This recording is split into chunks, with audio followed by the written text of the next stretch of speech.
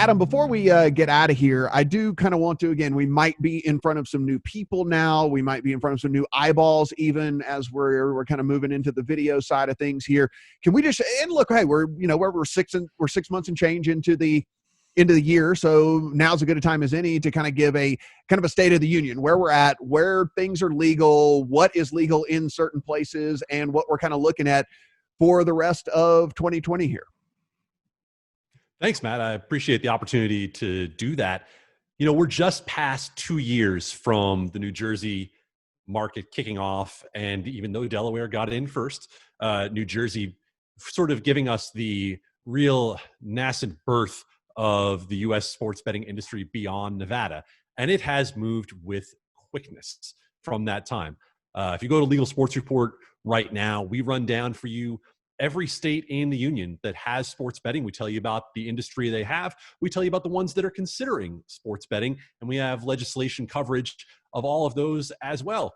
Hey, we even have stories and information about the states that probably don't have a lot of hope to get sports betting anytime in the near future. So no matter where you are in the country, we have you covered.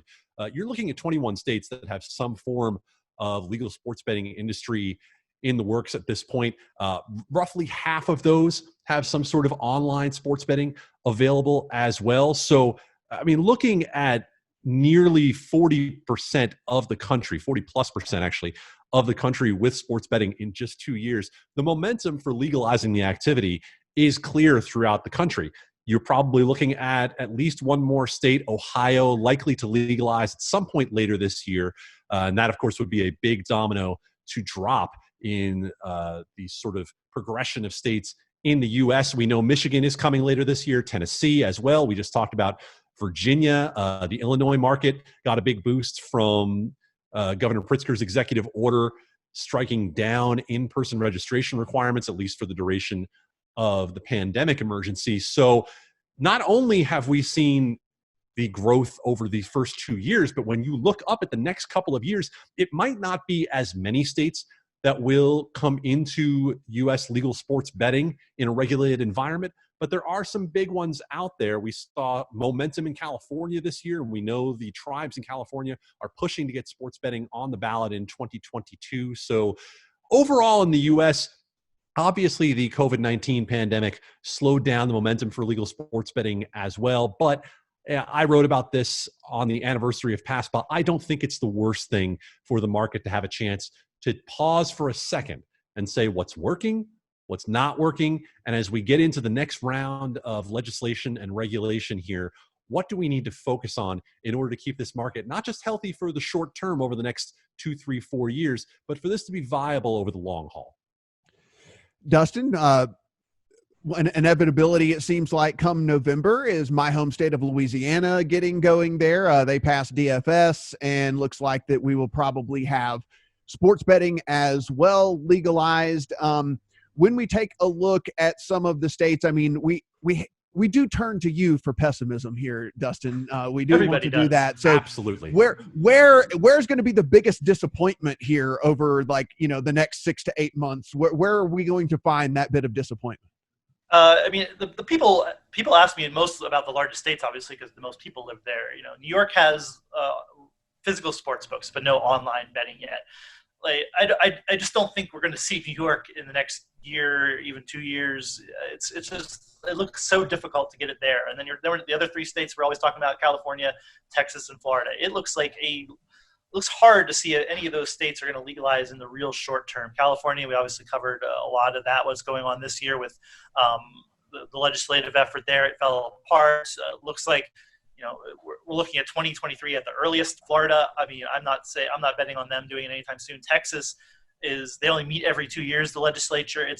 So these are the 4 biggest states in terms of population, and we're just probably not going to have online sports betting anytime soon in any of those. If it happens in any of those, it will be transformational, because this is bigger than a lot of the states that have legalized it combined.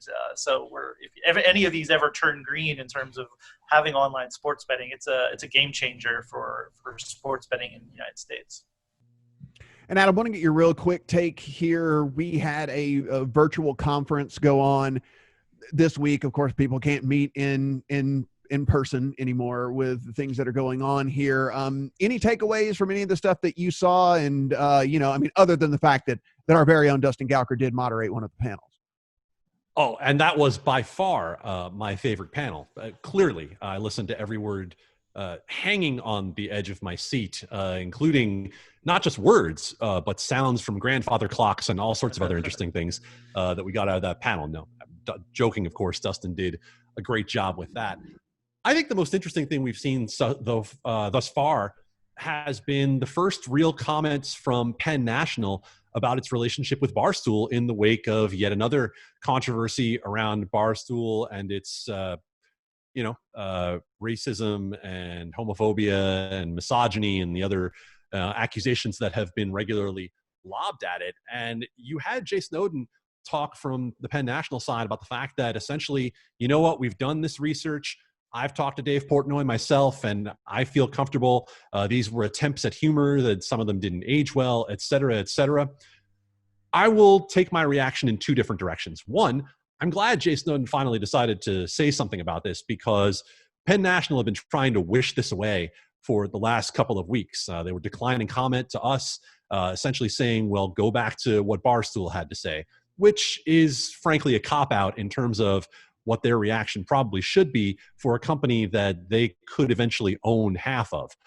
Beyond that, I disagree with the comments from Snowden, and I think that we'll probably have more on that at Legal Sports Report before too long in terms of what level of ownership does Penn really need to take for the direction of Barstool moving forward. Yeah, it was interesting. A couple of, a good buddy of mine getting introduced into the Sports Betting Hall of Fame as well, and Jay Rude. So congrats to him, legend Definitely. here in Congrats Las Vegas. And congrats to all those guys that are getting inducted into the Hall of Fame.